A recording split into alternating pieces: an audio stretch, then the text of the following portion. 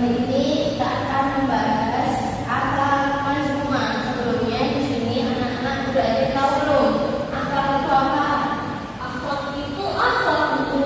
Akhlak itu apa ya? Kalian nggak tahu ya? Sifatnya, Bu. Sifat. Akhlak itu sikap, perbuatan, dan tingkah laku seseorang dalam kehidupan sehari-hari. Jadi kalian tadi kalau minggu sampai minggu pagi itu namanya akhlak, ya sikap sehari-hari itu akhlak selanjutnya. Nah, di sini kita kan mau membahas akhlak mazmumah. Di sini akhlak mazmumah artinya apa? Akhlak tercela. Tercela itu jadi bagus atau yang jelek? Yang jelek. Oke, ada tercela ya. Kita mau belajar tentang akhlak tercela. Siapa yang tahu contoh akhlak tercela itu apa? Coba sebutkan. Siti. Mencela teman. Mencela teman itu seperti apa, Siti? Andi gendut banget. Oh itu ya, oke, itu termasuk akhlak tercela, akhlak yang buruk. Oke, coba pengertian akhlak tercela.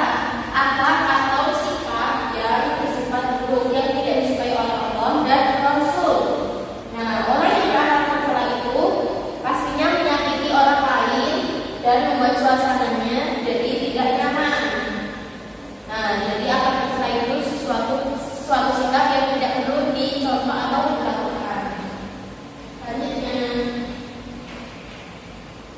nah kita akan bahas tiga akhlak tercela. Yang pertama ada egois, yang kedua berkata kasar, yang ketiga berbohong. Kita bahas egois dulu. Ada yang tahu egois itu apa? Mau menang sendiri ya, Bu? Oke, egois itu sifat yang ingin menang sendiri atau tidak pernah memikirkan orang lain. Egois adalah sifat orang yang selalu mementingkan kepentingan dirinya sendiri tanpa memikirkan orang lain. Apa namanya tadi? Egois. Siapa yang di sini suka egois? Andi. Jadi tidak boleh ya, egois itu tidak boleh dicontoh atau dilakukan. Benar itu Andi.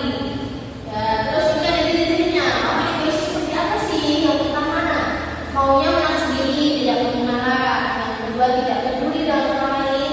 Yang ketiga, saling menyakiti hati orang lain. Kayak tadi bilang siapa tadi yang dulu itu tidak boleh ya, karena masih ada sakit hati ya. Keempat, tidak suka menolong orang lain. Nah, ini ada yang misalkan tidak pernah menolong. Yang terakhir, tidak mau dinasihati. Jadi anaknya kalau dinasihati tidak pernah mendengarkan.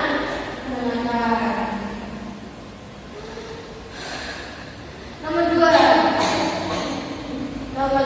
ada kata kasar. Nah, ini yang masih sering dilakukan oleh anak-anak, bukan anak-anak, orang-orang, berkata kasar.